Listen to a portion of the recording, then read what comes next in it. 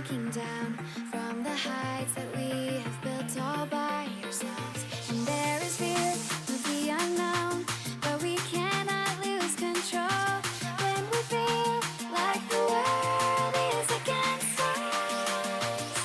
We're trying to find ourselves without the defining words. We can no longer hold on to what only makes us hurt.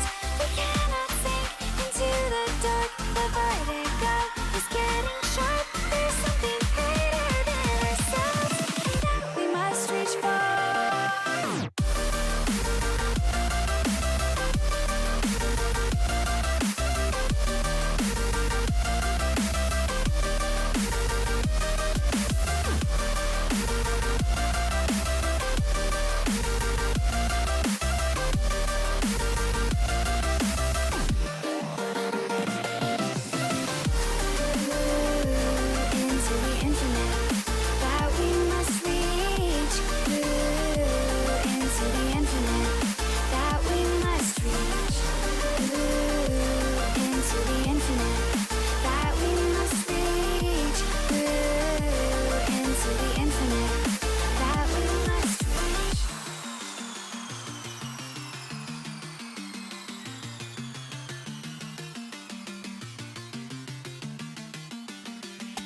Now which way do we go is the question to ask. There are so many choices that it's hard not to look past. What is real and what is fake, and the risk we have to take. Will we know what is throwing off our balance? We're trying to find ourselves without the defining words. We can no longer hold on to what only makes us hurt. We cannot sink into the dark. The vertigo is getting sharp.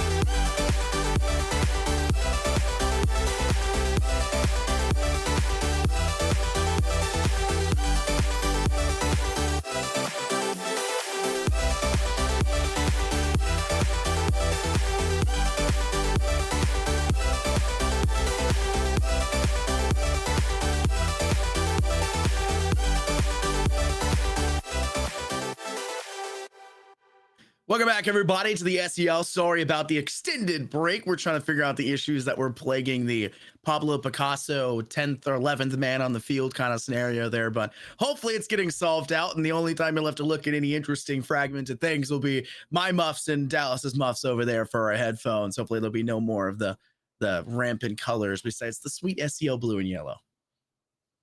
What? SEL blue and yellow colors. I'm just curious why we're talking about muffs.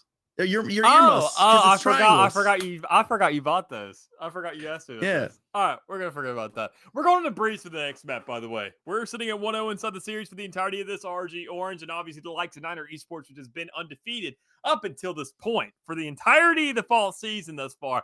But after what? It was 13-9, I believe, for that last map. And as we go into the likes of Breeze, this is going to be RG Orange's map pick. So considering that bind being the first one, being a little bit fast, but even then being a little bit tricky nonetheless. It's interesting to see that Niner Esports is finally seeing, obviously human to a certain degree to where they can actually lose games, but even then more so, it wasn't by a small margin. We were looking at the game being 12-3 at a particular point, which is just insane to see for that squad. Yeah, the ridiculous stat line aside, it was just a really good showcase from RG Orange. And we saw something from Niner Esports, which we completely missed out in the first half when they started to spring rounds back to back, where they had to even get a shot to come back into it because Niner Esports looked in control. There were some interesting decisions, like the big usage of ultimates that we kind of harped on for a bit. They seemed a little bit too quick to press the X key, it seemed like a lot of those times. But Niner Esports did look much better in control. RG couldn't really find an answer, and they had to rely on a very quick re-engagement of that final round to get their 13th. That kind of caught off guard Niner Esports, but they made their bed. They had to lie within it. They let the scoreline get that bad in the first place. And speaking of things looking bad, nothing looks bad on the side here of RG Orange for UTSA. I love this agent selection. It is a beauty on this map. I was gonna say, so help me God, you say something bad about this comp, I was going to lose it. I love this. So you know how much I love Harbor and Neon. Oh my God, thank you, RG Orange. This is my comp. This is what I love seeing. Neon, it's just not my favorite of the color of blue, but just more Harbor. I'm a Harbor main. We never get to see Neon being pulled out, and these two going back-to-back playing off each other on the map that is a selection by this specific team, and seeing Bubbles just staying on top of the Cypher. It feels like a recipe for one of the most beautiful cakes that we can see presented in front of us. But it's not about just the flavor. It's about the presentation and the environment. You can't bring a wedding cake to a funeral because obviously they kill the vibe. We got to see this really play the right place here inside of this map so far. And even better yet, against what we obviously have coming up for Niner Esports. Nothing too crazy. The Jet, the Sova, the KO almost looks like an Ascent setup to a certain degree, but you just got to switch out that Omen for a Viper, and there you go. It's looking like Breeze. So I'm still losing over can't bring a wedding cake to a funeral. Oh my goodness. That's top 10 lines that I think I've ever heard you spoken while casting Dallas. And we have had plenty of top 10 moments, but that one definitely makes the list. I'm unbelievably excited for what UTSA are attempting to cook here. And I'm hoping they have plenty of time in the kitchen and can cook up to their heart's degree.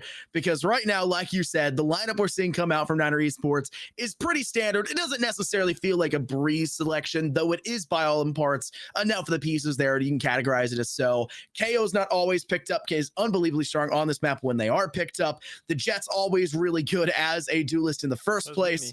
And then, of course, you always have the option in the play style to work with when you're really concerned about that Viper holding down a site. And it looks like we're a little late to this one in the first place. Round one has already gone underway. It's all fine and dandy. RG Orange will be taking the L in this one because it does not seem like we're going to see much coming out of the final player. And I think the reason why we saw us go late into this one is our fix we attempted to do between the last game and this one has failed us shortly. I'm assuming our producer's PC has failed to load into the lobby.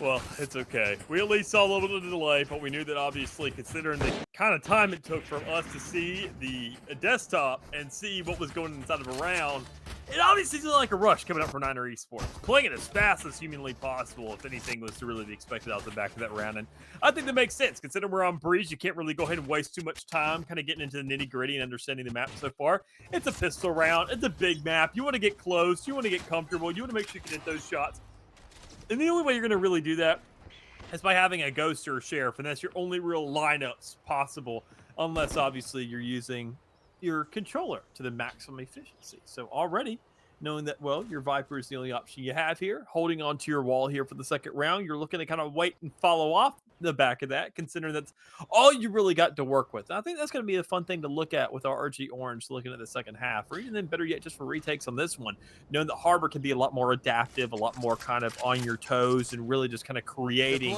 a setup for your team. Meanwhile, Viper, you're kind of stuck with what you lay at. Well, you're talking about looking and good looking. I'm hoping we can see a lot more things as this is getting really out of hand for the Picasso paintings coming forward. Very sorry to everybody out there that this has not gotten solved. It's just unfortunate as it may be. Niner Esports in this round, though, they had the lead. They knew they had the proper weapons to work with an RG Orange. Look like they're going to be biting the bullet once again, as the only two players now remaining will rotate in. One from Courtyard, one coming up through Cannon, as it seems like it could be an arch push and maybe a hall push, but it looks like the Sky will fall back and join in with their Harbor. Mayor, the substitute player that stepped in for Niner Esports after the loss they just faced on Bind, is just really locking down that arch play. I think there's an exit frag being anticipated here for RG Orange. That's what they want to work with. Or they'll just die to Spike in the final few moments for the detonation. One of the two, deny the kill, get the detonation, whatever you got to do. I don't think Mayor's going to get out of this one either. It's going to be a really close call for them. Oh, they won't, because Surge will get him. There it is. Oh, with an extra ult tick, even then fall to the spike as well. Pretty good attempts there across the board. Even then, better yet, kind of a follow-up. Make sure you kind of die in the process and get that extra money to work with. And that's kind of a priority here for RG Orange, considering they haven't won themselves a round yet.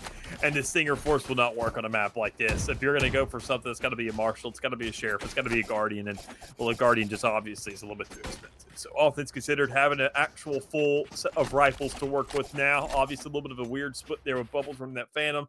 And Luchero running it as well. But even then, you can kind of expect it there from those two, knowing that more than likely I'd expect them to be holding that B site, but better yet, they also have their own utility to work around. They kind of play for this close quarter combat that you'd expect on here, and Breeze kind of lock things down. So we can see exactly how well they play off their own utility and set up the map for their own advantageous pursuits, but it comes down to whether or not we can actually see these initial lineups really work for them, as already a tiny peek there towards the center of the map gives you an idea that, well, Niners, they're going to be looking to kind of split things up, work for a slow default, and figure out where they can take that first fight, and better yet, hopefully a first pick.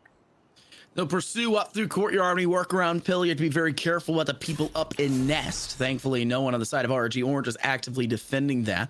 But when you know that they're going to have something cooking up in round 3, they're going to sit a lot farther back and make use of the weapons they've purchased, those rifle rounds they're looking to deny with. Space is the most important aspect, and you've seen at least one.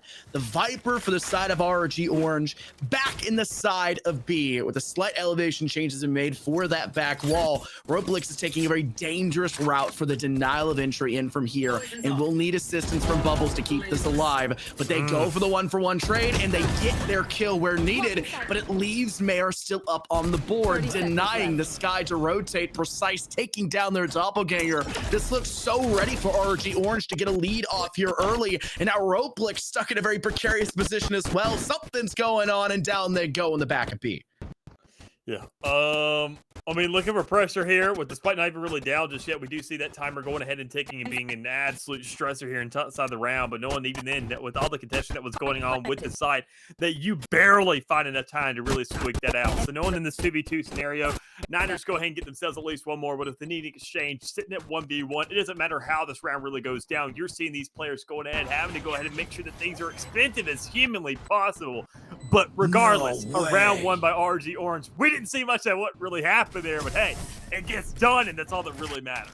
We're going to try to talk to the players to see if there's any chance we can get this paused up and fixed in any regard, and have somebody else step in. And Platform Observer's still observing, but the feed will have to be brought in from a new person, I think, because this is, unfortunate as it may be, an unviewable experience for both the viewers out there watching, as well as us in the casting booth. We're seeing the same thing you're seeing here, folks. We have just as little information. Here just as little information. If it gets worse for us, because you can just watch it and be like, wow. Yeah, it's honestly worse for us as well, because we have an extra layer bitrate between it, because we have a parsec feed that's not even a clean feed out like it is on that. So we've got like a 720 feed in comparison to the 1080 feed on the Twitch.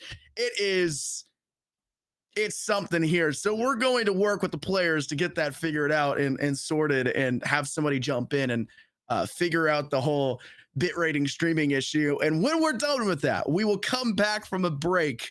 Please don't go anywhere. We promise the grand finals will actually be viewable after this.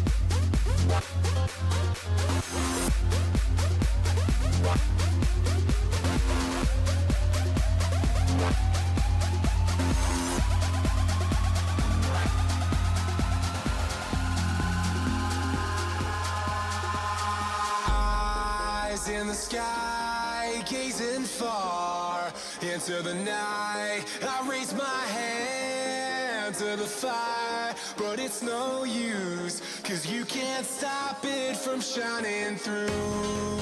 It's true, baby, let the light shine through. If you believe it's true, baby, won't you let the light shine through for you.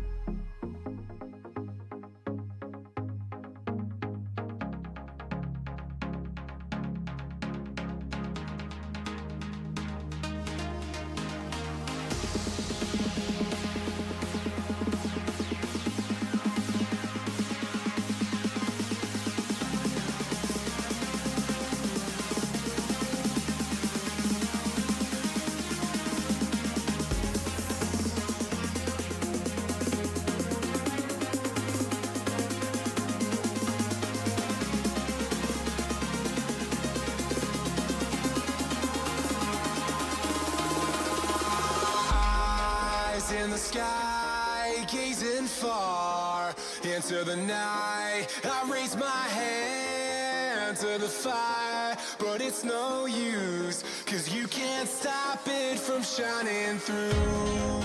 It's true, baby, let the light shine through. If you believe it's true, baby, won't you let the light shine through for you, for you, for you, for you, for you, for you,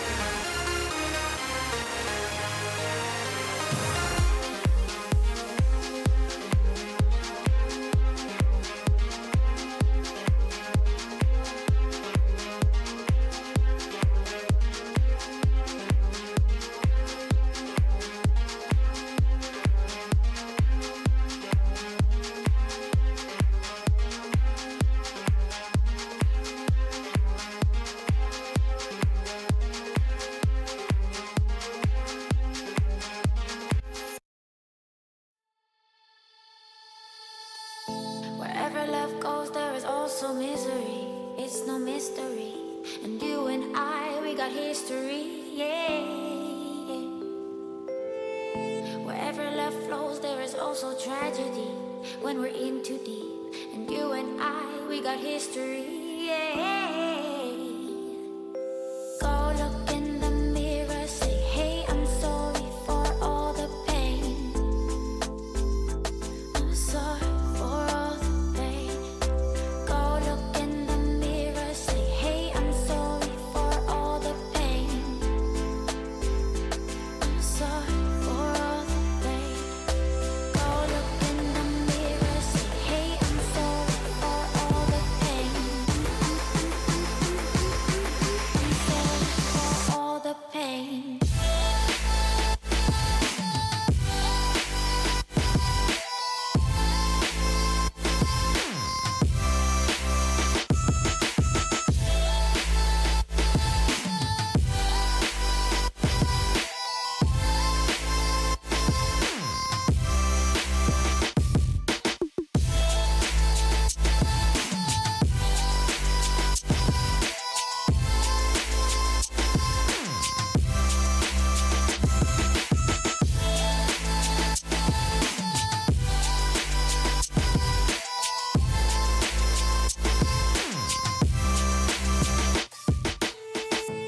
My love, it grows with the memories like a symphony. And you and I, we got history, yeah. And when you're alone, do you say my name or you say her name? Yeah. My love, it grows with the memories like a symphony. And you and I, we got history, yeah. Wherever love flows, there is also tragedy. When we're in too deep, and you and I, we got history, yeah.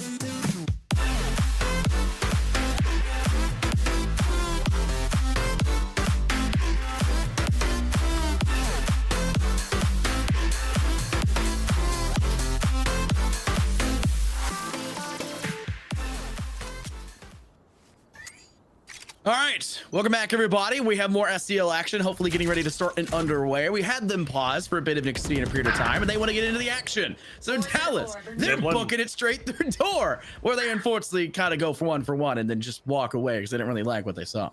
Hey, it's something. At least two guys got a taste of action here to go ahead and start off the round, but at least as things start to go ahead and unravel, at least get to keep control their way. You get to see that there is going to be more, inevitably, as we do see another player go ahead and fall for the side of Niner Esports. RG Orange getting themselves a pretty solid start there, obviously towards the middle of the map. Better yet, towards the A site would be a better stall, considering you have that harbor sitting over there of the sky just waiting to kind of play for that pseudo retake scenario. And no one will now sing a Viper wall on that side of the map. You say, look, I got a guiding light, just go ahead and throw right through in case my boy wants to get aggressive. Shots have to connect. Latrobe around the bend.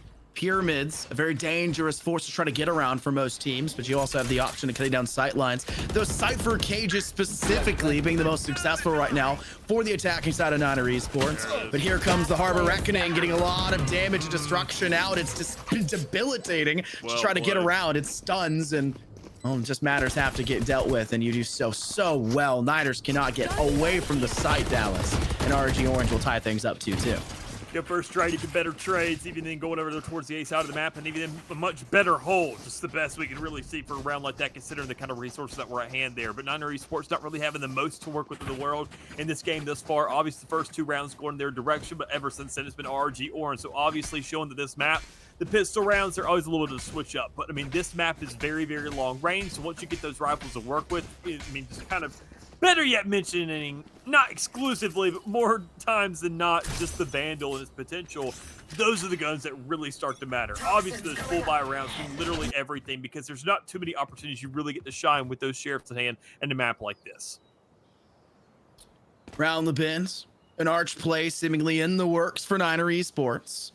But they'll have more than that to have to get through, as it looks like RG Orange have mostly vacated the B site, Dallas. Not too shocking, but it will put a lot of players in through door and around pillar. The retake will be very dangerous. You'll have to rely majority on that Cypher utility to keep them at bay. Yeah. But your Cypher player is Bubbles. He is him, is the idea here. Bubbles was a standout figure on our first game, our first map earlier on Vine, which feels like yesterday at this rate.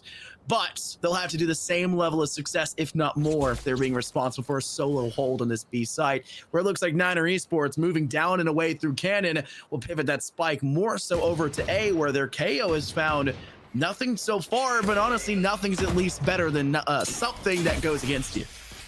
Yeah, just looking for some space here, looking for some initial blood to go underway, and it's once again Niners going ahead and faltering that. Not that player that we saw go ahead and be standout when it came around to those initial rounds, that kind of first quarter of the match. With that Viper selection going through, the controller obviously looking extremely strong, but they're here so far for a KO player, not looking nearly as prominent. But once again, the player that is being consistent across the board, Bubbles again and again, finding these tries, getting these holes, playing that defense to a T. We didn't get to see too much of it in that last map, but here on Breeze, I mean, it's nothing but this guy's showing his capable of so far. But Rishi there with a backup. Once again, in the 1v3 scenario, can't do much for Sega here, knowing that, well, you got players all over the get-go with RG Orange closing things out. So third round to work with here. Two ultimates on their hand, not the most, but even then they've invested a couple just to get to this point in the first place. And Niner Esports can't really throw every single one of them out there just to kind of compensate and look for a possible round win. Honestly, Rishi is going to be the impact player in my mind, not necessarily on kills, which is something you'd expect from a duelist, but on the mobility, the transition factor for the defense of RG Orange. It's so unbelievably quick to be able to slide around these corners. You can see Rishi is using that as a way to get into pillar as fast as humanly possible through door. It's a lot easier to deny that as an attacking team if you have the KO, which we see them attempting to do so, but they're also aware that Rishi's there. They send the 0 pointer, Rishi's aware that they're there, and they just deny it. So it's a huge piece of utility that's there for information as well as ability to now that now unfortunately you don't have for quite a while, and you'll have to be very careful about your engagements elsewhere, especially in a round where you're assumedly doing some sort of save in some regard, putting up the Blade Storm instead for your jet. You can save out on credits for a possible rifle there instead and have the rest of the team stand up to 4, so you've got 4 other ultimates you can utilize in this round. You just have to find the safe space to get onto a side to do so, and I think the Viper's Pit it is most likely to be tested on this A site if they can get a kill over here first and foremost. Oh, they have all the space in the world when it comes down to a post play. You get the Hunter's Fury to stall things out. You got the Neural Tech to go ahead and sniff out what those players are to find those easy hits. Even the Force to get the Vibrance, as you mentioned, to go ahead and lock out that space. But they can actually get on that side. They got to find that potential. They got to get that start. Quite frankly, when you already see the kills going in the direction of RG Orange once more, you got the holds, you got the kills, you got the damage, and more importantly, you get the main advantage with the trade going in your direction. It only comes down to precise in a 1v3 scenario. While it's going to look kind of difficult, it may look nearly impossible with shots already going right directly for your head. And the closure once again for another one. So with an ultimate invested already for a round like that, better yet two, with the null command and the blade storm, it seems like nothing's going to come out of the result for the trade.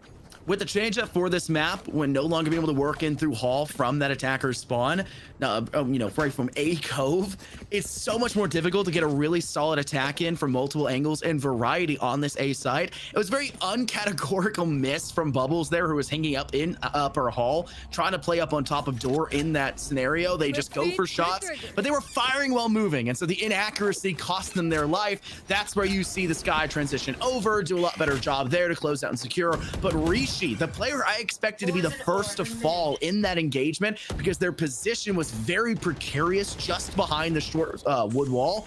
You have to be careful behind that railing, and Rishi goes above and beyond. Not just 1 or 2 kills, but 3 on top to even take down the no command and make it so they can sit in the back of site if needed for a refrag. It was beautiful, and now you're gonna have to worry about a whole new side as it looks like a B straight rush coming out for Niner Esports as they trade things out and even go above and beyond, with Knight taking down Rishi, who tried to transition fast.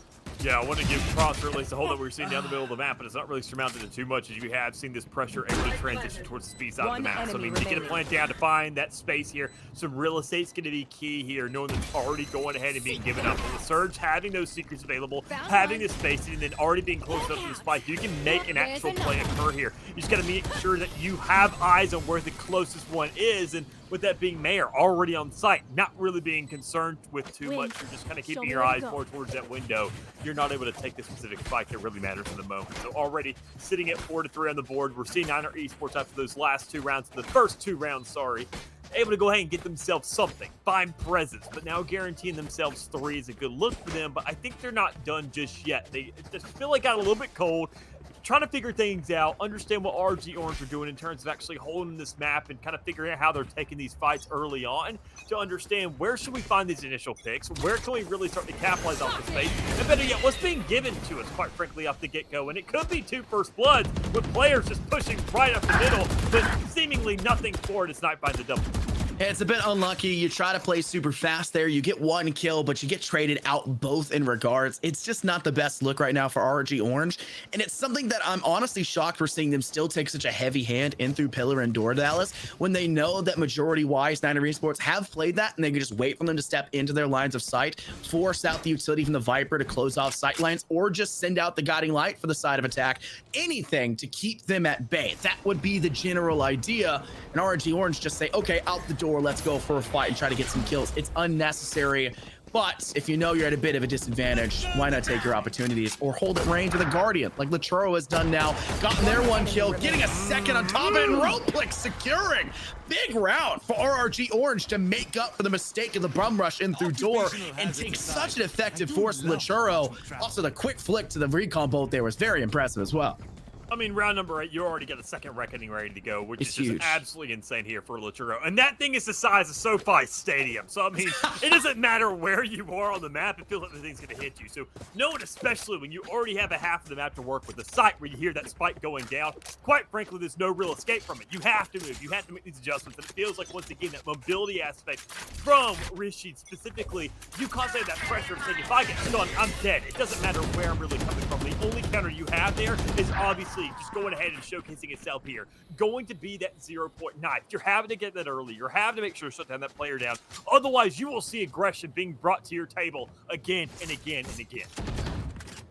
Surge opens up after the refrag here. A very important one to give RG Orange the even position. They're trying to step away from using the fast lane. It was a little short, but the idea is there. Making sure your teammate can get back safely away from Cave in some regard.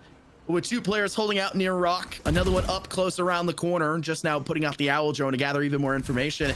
You'll have to take second guess about what objective to hit, and it looks like the best choice may just actually be that B site where the Viper's pit may lie. But if your Cypher can open up, deny the utility of that trap wire just around elbow, get into the B site, and maybe, just maybe, sneak into the Viper's pit and take down that Viper, that B side is nearly impossible to retake. But look at the dedication for this transition. RG Orange are already pivoting to B side because of the lack of information inside AK. I mean, you really can't blame them. It's the right call he made. They Beautiful. don't understand what's going on there. It's the last thing you push you can anything, and they don't really care about that. They know with the overdrive available, a lot of other players around the map there, Richie with his ultimate, just go ahead and zapping every player present. You know that you have at least some site security, and that pressure's going to work to your advantage, knowing the timer's ticking into your favor. So once again, another well-played round, stalling things out, understanding the presence of these players, and understanding how much control the map is there, and knowing what windows to take advantage of. So RG Orange, I mean, they're proving that obviously this is their map pick, and they're really starting to showcase that. They're showing that they're understanding here that even then a lack of information is enough for them to understand more so better yet what's going on anywhere else in the map. I want to point out Anishar shot through the through the smoke on the side towards Arches, towards Mickey. You have to be very careful playing in and escaping out of Hall, and getting a flick over there was very impressive. And now Niner Esports, they know they can gun, so they have to be aggressive. Take down a player inside Hall, no longer need to worry about bubbles. Wrap around to the back of site, you've taken down Roblix, and now they're left with just 3, and this seems like a very hard retake to go with, especially considering that Niner Esports have 4 get out of jail free cards with the X keys in the back pocket, ready to go. Spotted over towards Cubby, they know one is there. Do they know Mayor is in the backside elsewhere? Laturo may just have to swing through the toxic screen to do so. They will. Horrid flash, but it does get them their 1. And Knight, though, 3. A big round for Niner Esports, as they do not want to RRG Orange get a huge lead like they did on Pine. I mean, it seems like they're kind of actually getting an idea of how this game should be played a little bit. They keep on trying to chow there towards the center of the map, and once again, running these players over and over and over again, like Rishi and Surge just pushing things up, or even more so Laturo giving those smokes there as assistance. And I think they're finally understanding that we can't do that anymore. You can't have these players pushing. You can't take those fights down the middle of the map. And sure, a lot of traditional teams will do that, but a lot of traditional teams will also just kind of meet you at those doors. They'll just kind of play for those angles. It'll be almost kind of a sim, that tiles matchup from 3. But they're saying, no, we need to play aggressive. We're the ones who need to go ahead and press the pedal first. We have to beat them to an objective. And while their objective is finding kills, ours is a sight. So we need to actually target one of those right from the get-go. We need to push. We need to get that Joker down. We need time to be on our side, not theirs, because there's been so many circumstances so far to where it feels like Niner Esports have been losing to the clock. So finally getting a gist of that, understanding that this B side of the map looks pretty strong for them, find your presence there, press the gas towards that side of the map, find control of it, and force them into a retake, and inevitably kill a couple players in the process. I think you change up in this next round. I think you take the win here. You look at what RRG Orange have done. You try to say, hey, that's all fine and dandy, but guess what? We'll play into the next round. They're going to expect us to keep rushing into the B side as fast as possible. That's where we change it up, go to A site instead, and do the same thing just as fast as possible. Anisha, the last player left standing, does take down Surge before the detonation goes off, and will escape from the demise of it as well, as it's a 6-5 stat line, and Niner Esports are 1 round away from possibly evening us up 6-6 at halftime, and Mayor's getting cheeky with it. They got a Blade Storm, that's their rifle, have a boomstick in the back pocket as well. Use the credits, it's the last round anyways. I like it, all things considered, but even more so what I like is here, the idea is coming through for Niner Esports once more. I see the B hit idea coming through, but even more so, you see Laturo looking to go ahead and kind of set up there towards A main, trying to find that ult orb, looking to be one off, because that Reckoning, we've seen that have every single round, it gets popped around when result coming out. So obviously, you got to find a way to shut that down. I thought they were going to take the fight. They were going to try to fight that player towards the middle of the map, or over towards A and contest these orbs, but they're not going for that. They want to use their own ultimate to just put that pressure towards B, speed up the process, get their Vipers pit, have them their own left, get it all out the way. so you can have a ground understanding of what the hell is going on. Yeah, and this Northup back in return was a great chance for Bubbles with the pop flash. Really caught them off guard. Another one for Latoro. It's just Rishi. Already has 3. Takes the poor jump. Needed to transition onto sights, but the timing was perfect to come out for the counter. Niner Esports pull off the return and get a 6-6 stat line at halftime, even as it goes. And now they're away from the so dangerous attacking position. And now RRG Orange had to take the dangerous route to either of these sites. I think, quite frankly, they were set up for the side of the map. I mean, Yeah. sure, Neon starts to excel there for the retakes, looks good, but even more so, I think does a better job of being able to kind of be more versatile across the map and compared to the likes of the Jet. That sprint recharges, you have that slide. Sure, that's the same kind of employment of the likes of the Jet, but even more so, you can shoot shots while you're in the middle of your quote-unquote dash you have available to you. With that double controller, we're going to be able to see that make adjustments everywhere on the map. I mean, keep in mind, Niner Esports, they had to commit off the back of that Viper wall. That's all they had to work with to really go ahead and cover anything up, or those jet smokes. But even more so, those just last for a mere second. They don't regen, they're purchased. But your Harbor, oh, he can cover up so much, and he can do it over and over and over again. They linger longer, and they slow opponents too. It's just saying it's Jet, but better. And we have a Neon who has her own wall as well. I think, honestly, if they really do have the ideas lined up for a map like this could just look absolutely insane. But they have to prove here in this first round to get the lead. Round the corner, speed is it. Rishi knows this one there. What a shot to precise. Guesswork through the box, but guessing can get the job done. One more player in the back corner, it's Sika, and Sika will see you later. It's a dominating 5 versus 2 now on the objective in a post plant. And if you're the last 2 remaining, you may just take the same route that RRG Orange have done a couple times so far in this series across Bide and just earlier in the first half. Of just trying to play for those exit frags, keep them back, data spike at the end, just get some credits to your name, play aggressive, but peek smartly. Oh my God. And it's just really not there as RG Orange go flawless, catching all players off guard. And it was just a really, really darn good take to that B site. And even, I mean, the way they approached it wasn't even there for main. They knew that the more than likely a Cypher setup was going to be there, and they kind of want to go towards arches a little bit more wide. You have a lot more real estate to work with.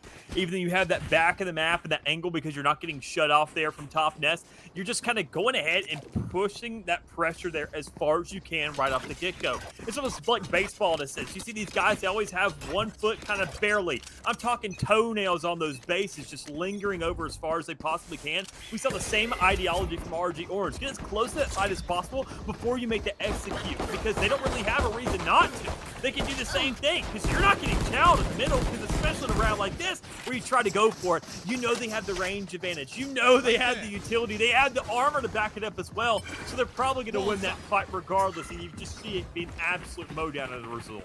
And you can see the Harbor as well, Dallas. We talked about how good Rishi, how important the Neon, the transition from the defense to the offense was going to be. The Harbor. Oh my goodness, the ability to lay up that wall, the ability for the Reckoning to deny a post plant, to even engage and get those players aware from the tight angles around in the back of B site, or just in the opening, the exit out of cave on A. All of this so darn warranted for RRG Orange, and this attack has already started strong, but let's not get too overzealous here. It's the pistol and the bonus. This is where Niner Esports will buy their weapons, and I would dare say the game would surely start. You'd typically expect it to be round 4 of the second half, or round 4 of the first half, I should say. Either way, but the game would start getting actually underfoot. But considering RRG Orange has gone flawless, they dropped nothing. They actually have a really solid buy for this round against the full rifle buy for Niner as well. Looking at what's going on here, I mean, this is the rifle round, keep in mind, but still with the Guardians and the Bulldogs that are in the hands of these RRG Orange players, anything is possible. I mean, especially with that Guardian in hand. As you can tell, Serge, the guy that I mentioned with the Guardian, what do you know? It starts barking, and it has the full effect so far. Even then, capitalizing, finding one more, going to be that Bulldog to find the result, get maybe another rifle, a full purchase, 2,900 one better yet. And especially with the numbers advantage, you're looking to say, look, guys, just set up. See if we can kind of maneuver maybe around the map and look for these guns. And then, hey, what do you know? We have a gun advantage. We have man advantage.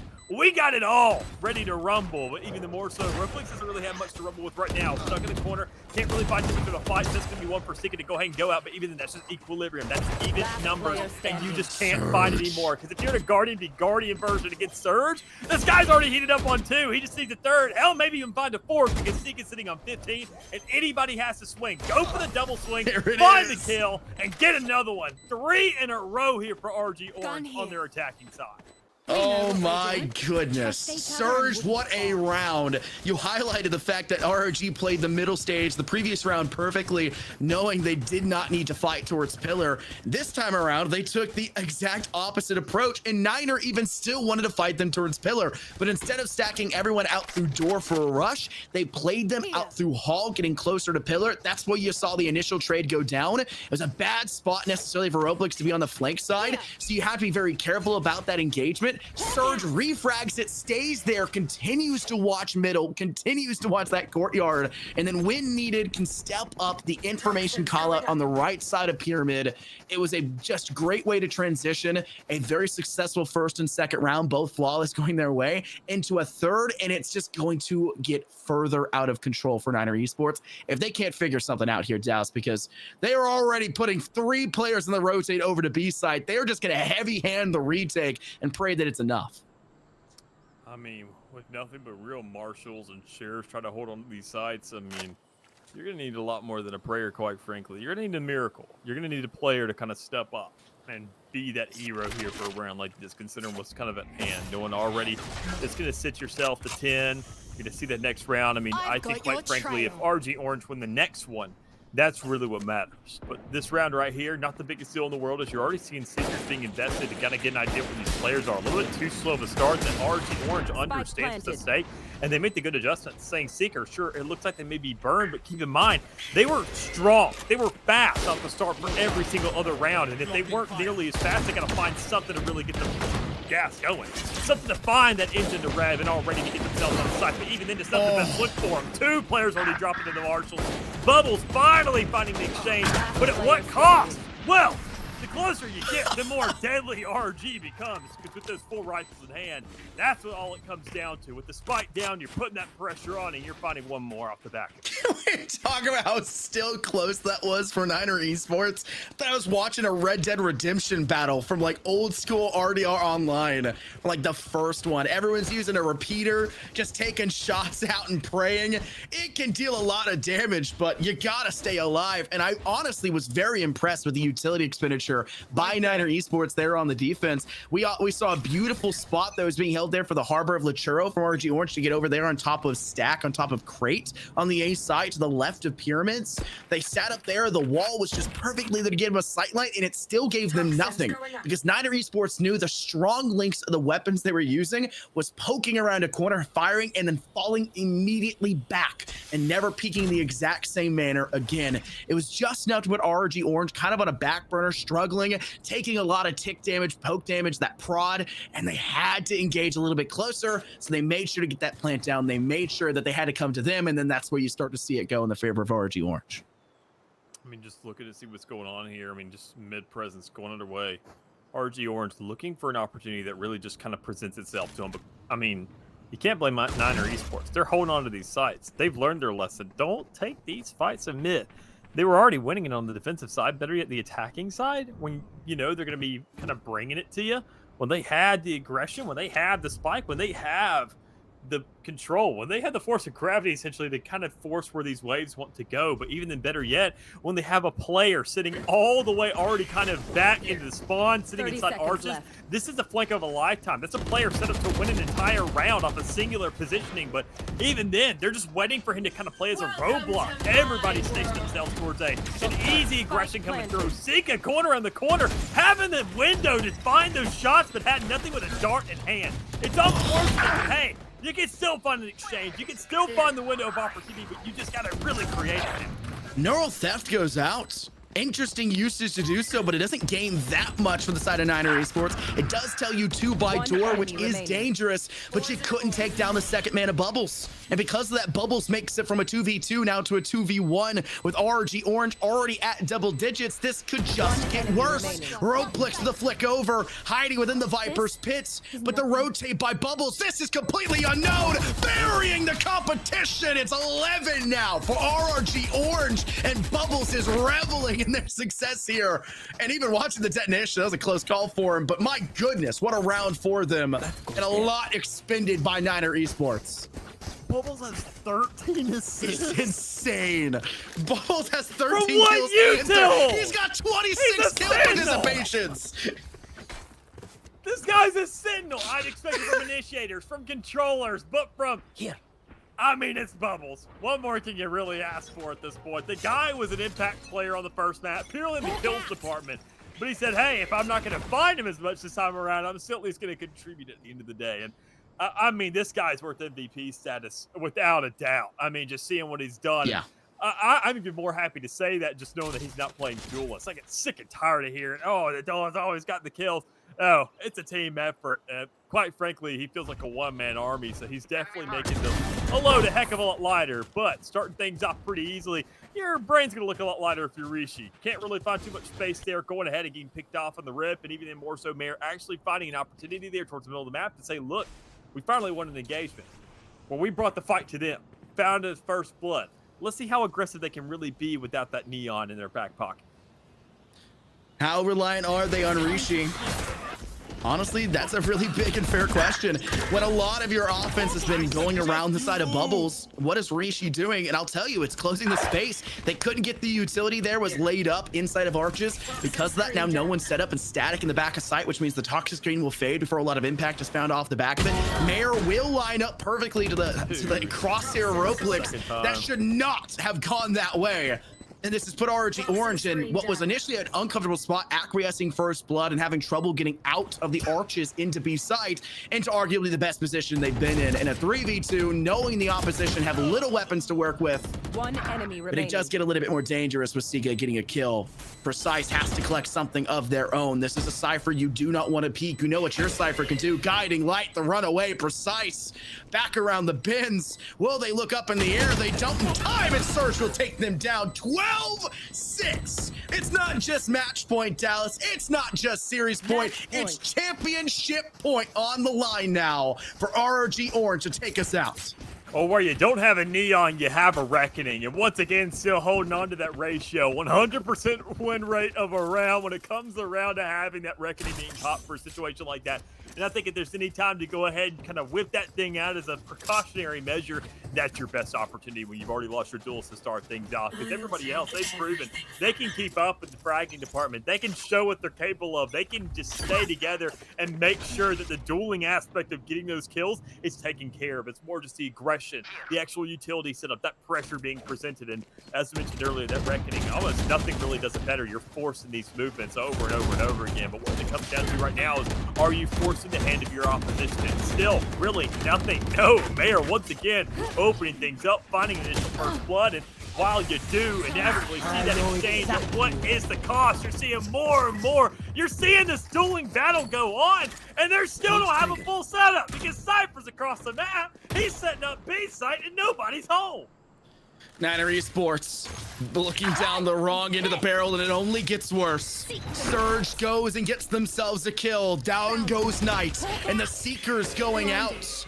How many chances can you give, and how many can you strip away from a team that was undefeated, uncontested, and now is facing the worst scenario imaginable in the grand finals of SEL? Sika gains their kill where needed. Precise does the same. And it's an even 2-on-2, but with Spike down, time being wasted, and utility being dumped by Lachoro, you've got to go quick. This is such a time waste. The Hunter's Fury with nothing behind it. This may be over. Light him up, knock him down, and Lachoro for 2. And it's a 13-6 rout for RG Orange. Drop to the lower bracket, rises back up, and the grand finals are pocketed for them for the first season ever for SEL. I mean, seeing the way that entire thing panned out, knowing those ladder rounds and the way that it was going, just RG Orange, the attacking side. We talked about the team and how they were set up for that attacking end right from the get go. But even then, when you give them that pressure, when you give them that leniency on the defense, without having an operating jet, without having somebody who's just providing that pressure from the back of the map, and they're constantly forcing your hands to take the shot. I mean, it just provides a scenario where, quite frankly, you can't do anything. It just feels like you're choked up, you're suffocating in spawn, and when you had that same kind of ball to shoot and you've done it over and over and over again on the defensive side, once it's your turn, you're saying, hey, this is free as can be. I mean, pistol rounds there to start things off, the third one off the back of it, and it just keeps on going. And obviously, RG proving that, well, this was their map pick, and they made sure that you knew it. And they had to go through a very troublesome time to get here, right? They had a really good game previously. I'm completely blanking in the name for them. We could show the upper and lower bracket again if you really want to see the total breakdown from where they've been. But they had to face a loss against UF Orange. They then had to face UF Blue. They've had to go through such a tough time to get here. Trials and tribulations. Niner rode straight through. They had no problems whatsoever. It was Georgia Tech, Wyatt. That's who it was. No problems whatsoever. All BO1s didn't have a single MAR on their record. And then they get upset in map 1 on their pick. In map 2, whether it was a mental thing or something else, I'm not too sure. Despite the long breaks that we had, it feels like they just couldn't get their head in the right space. And there was timeout still there available as well, Dallas, which is something I was very shocked we did not see get truly utilized here to, slow down the just barrage of rounds that were trickling in RG's favor. Something to fix the bleeding, the hemorrhaging that was coming out, and just never was really picked back up. But my goodness, congratulations to RG Orange. And that also means, if I'm correct here, and I think I am correct here, I'm not as fluent in the rule book as, say, Bepic is for it, but that means that they will advance directly into the SEL Spring Split. I think Niner Esports will as well, because I think it's like the top 8 teams or something like that. They'll move directly into the Spring Split, so they do not have to go through qualifiers. So they know at the very least they punch their ticket through again. But it's the first season of Valorant, Dallas, for the SEL, and you want that first trophy, and it's the best trophy to get, because who knows what more competition's coming in very next year or even next semester. The trouble could get even higher, but it's a big win for RG Orange. And even then, I mean, it's not even the matter of like the actual series and the season of what goes in their way. Because I mean, I guarantee you, as the seasons go along, people are going to try to go ahead and kind of slack RG Orange out of things, knowing that obviously with their ups and downs and seeing how things have gone, even with all the best of ones, with kind of theories of best of threes kind of being a little bit more of a standard here inside the league, people are going to say, well, the season was a lot shorter. That grand finals here was still a best of 3 at the end of the day. You still had to go through that same series. Just to get to this point, sure, it felt a little bit shorter, but you can say still when it mattered the most, you were able to step up. I mean, regardless, that does not take away from the fact that Niner Esports, it doesn't matter whether it was a best of 3, best of 1, whatever it may be. When it mattered the most, they were undefeated over and over and over again for the entirety of months, for an entire semester. They hadn't even tasted defeat before. They even shut down the best of the best leading up to this point. Keep in mind, Georgia Tech, to get to this grand final, it was like a 13-2 on Haven. Yeah. So you're saying these guys, once it's at that point, at that semi, I was like, this may be scotch. Like, this may be just absolutely dusted. But already RG Orange, the way they started out, it was just insane to see. Not only Bind, that's what kind of troubled me a little bit, but Breeze, though, they made it seem like it was literally nothing but a breeze. I mean, they just made it look so darn easy the way they held everything out. And even then, better yet, with the composition they had, it made it pretty in the process. Yeah, I want to point out one of the things and kind of elaborate further. You talked about this season's going to be a lot quicker. We are reevaluating a lot of things. Typically, we send out a form to every player that's been on a roster and every team about how they feel about this season. We typically do it at the end of every other semester, but since this is the first Valorant semester, I think, and we'll talk more about this when we have a meeting on Saturday, I think we're going to send one out for this semester as well and just get a lot of information from the players. So if you want to be more vocal about whether or not you want to switch off a BO1 format through the season, jump to a BO3, I think me and Dallas are really in on that idea, because we just like seeing more Valorant in the first place, more competition. Yeah. There's always the BO2 format of just playing 2 games and using it for a point differential. There's a lot of weird things you can do. If you want to bring up an idea or comment about things you want to see changed, a rulebook addition or removal for things like that, make sure to fill that out. Be very vocal with us. Rocket League has gone through about 100 different changes throughout the time span of the SEO, and we pride ourselves on that. We are very proud of what we have done, and we're trying to do that even further with Valorant in every other game that we tend to add in and will be adding caddying because I know we have a lot of high aspirations for this. But a very tough BO1. You'd have to go flawless. Niners did, but they couldn't close out flawless. We're going to have an interview coming up right after this where we're talking to the player in RG Orange. Don't go anywhere. Your victors have things they have to say.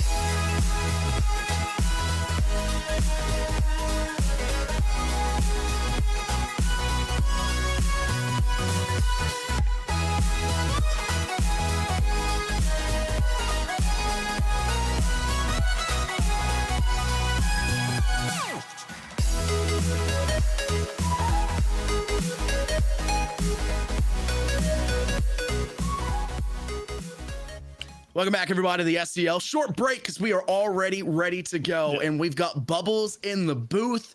Nearly 30 kill participations throughout that game. Even numbers for kills and assists right towards the end. I don't have the actual ending numbers, but it was 26 3 rounds before it was over. The best, the MVP is what we were highlighting it as, an MVP performance in the booth with us. Bubbles, how you doing? Feeling great after the win. Always good to win 2-0. Yeah, and I'm sure it is. And it finally gets a team that's undefeated. I'll ask my first question before I hand it on over to Dallas. A team like Niner Esports, y'all talked about not practicing much the previous 2 weeks. 2 weeks ago, you didn't practice very often. Was there more preparation for an undefeated team, or do you just guys knew you had the confidence to take down a team like this? We wanted to, but we had finals and Christmas or Thanksgiving break, so we only got to practice one Lotus scrim, and we lost it pretty bad, to be honest.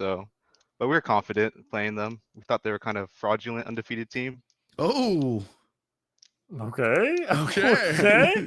I mean, it makes sense though to a certain degree, right? I mean, we saw the way that we saw Niner Esports play over and over again. I mean, you guys also kind of had your own trials and tribulations. Y'all faced a lot more teams over the course of the season, or at least a couple more rounds, considering y'all had to go to that lower bracket run. So I think in terms of, well, maybe not scrims, y'all did have a couple more rounds, a couple more games, a couple more matches we played. So you did get that warm up stage, all things considered. But actually moving in and putting that in execution today. Obviously, when we look around Bind, we can kind of highlight your performance a little bit.